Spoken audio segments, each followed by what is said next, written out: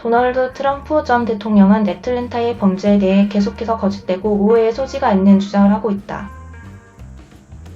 트럼프는 2010년 선거에서 조지아에서 패배한 것을 뒤집으려는 노력으로 자신을 기소하고 있는 풀턴 카운티 지방검사인 페니 윌리스를 공격하면서 부정확한 진술을 소셜미디어 플랫폼에 게시했다.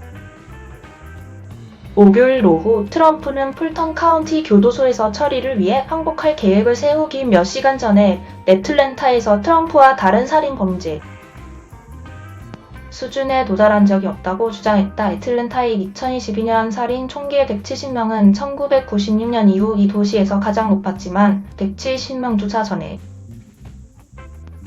본 적이 없는 수준이나 트럼프 대통령이 8월에 더 잃은 것이라고 더 분명히 주장했다.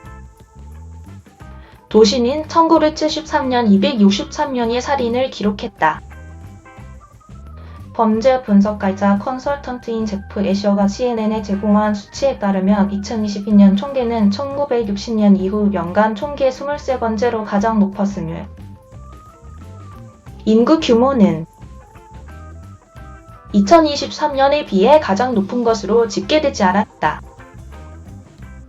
그녀가 실제로 살인 총계의 상당한 개선을 감독하고 있다는 점에 주목하지 않고 살인 참사를 감독하고 있다고 주장하는 것이 부당한 것처럼 살인이 실제로 급격하게 감소하고 있는 동안 윌리스가 살인을 대규모로 확대하도록 허용했다고 주장하는 것은 불공평합니다. 이야기는 애틀랜타의 폭력 범죄에 대해서도 더 광범위하게 유사합니다. 도시의 폭력 범죄는 전혀 기록에 미치지 못합니다. 애셔는 현재 도시의 비율이 1970년대, 1980년대, 1990년대 및 2000년대의 비율, 특히 1980년대 후반 및 1990년대 초의 비율보다 훨씬 낮다는 것을 보여주는 수치를 제공했습니다.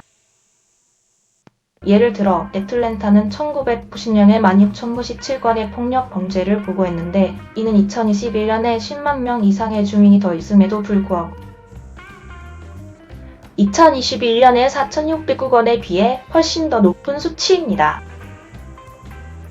그리고 이 도시의 폭력 범죄 그림은 살인 그림과 마찬가지로 2023년에 훨씬 더 나아지고 있습니다. 애셔는 애틀랜타의 전체 폭력 범죄는 2022년에 8% 감소했습니다.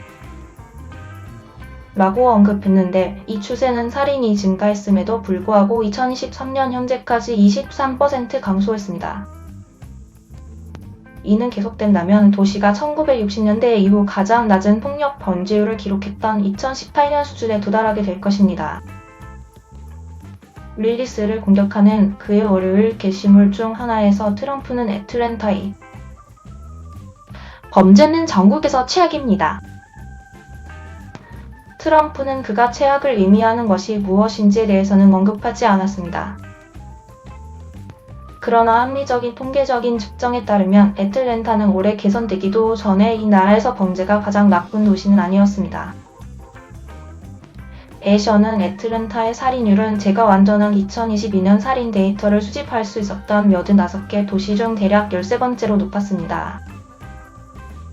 풀턴 카운티는 2021년 조지아의 모든 지하철 카운티에서 8번째로 높은 살인율과 6번째로 높은 폭력 범죄율을 기록하며 조지아에서 가장 높은 살인 또는 폭력 범죄율도 가지고 있지 않습니다.